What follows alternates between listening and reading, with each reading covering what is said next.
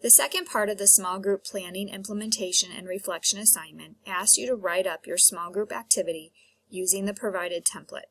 The template can be reviewed on your syllabus, and there's a copy of the template you can edit and resave with your own work located in the course materials link on Blackboard.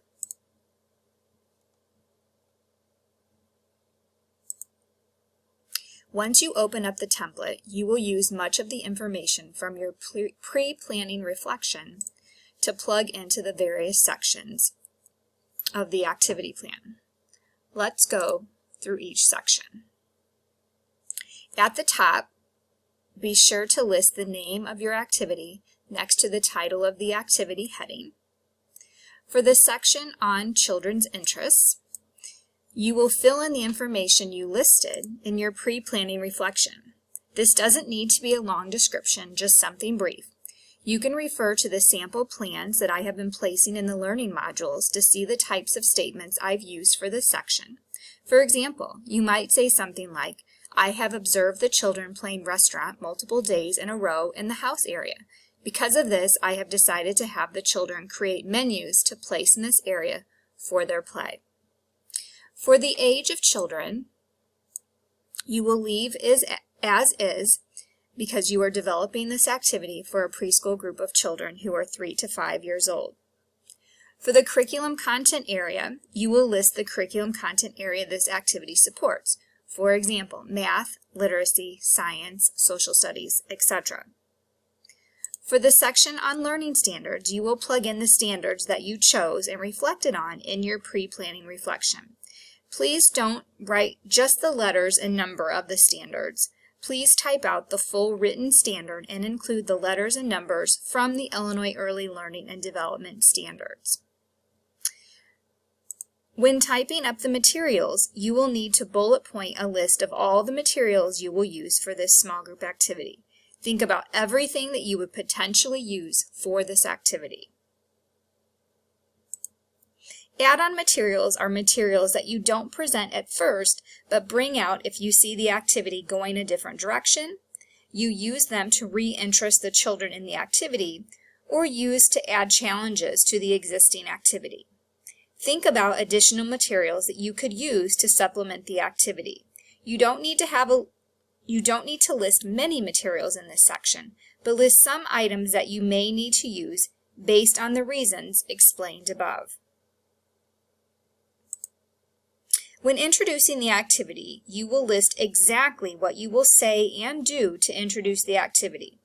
I would reference the sample plans that I have provided to see how I have written this out in the small group activity plans. The middle of the activity is the heart of the activity.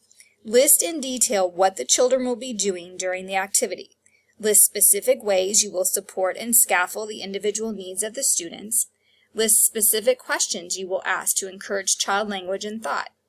Much of what you included in your pre-planning reflection under the child language and thought and adult scaffolding section on active participatory learning will be included in this section, as well as the ways you will support developmentally appropriate practice and differentiate the activity. I would again recommend reading through my sample plans to see how this has been reflected in the activity plan.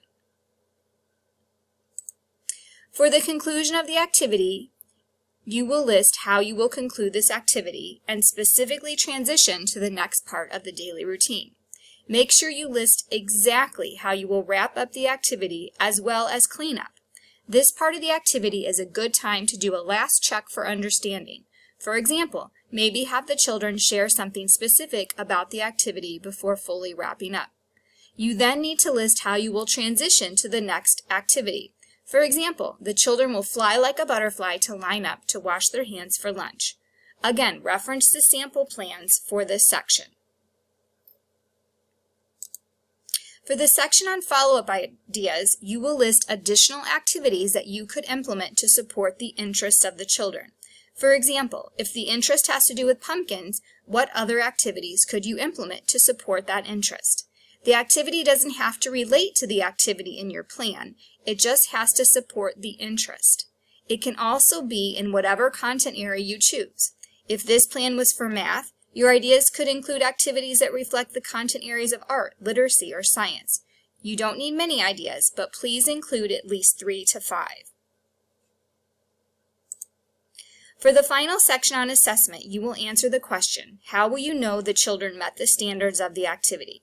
You will refer back to the learning standards for this activity and determine how these were met or working towards being met. List how you will determine this. This may be something such as an observed behavior, work sample collection, or conversation. Refer back to the sample activity plans for help with this if needed. The first time you will write up the small group activity plan, you will submit it as a rough draft. Once I proofread your rough draft and edit it, then you will write up the final plan. Remember that this is a small group activity. If you forgot what small group time looks like, please refer back to your textbook. You can also look at some small group activities in the videos on Blackboard and the sample plans that I have provided in the course modules. Should you have any questions about your plan, please don't hesitate to let me know. Happy planning!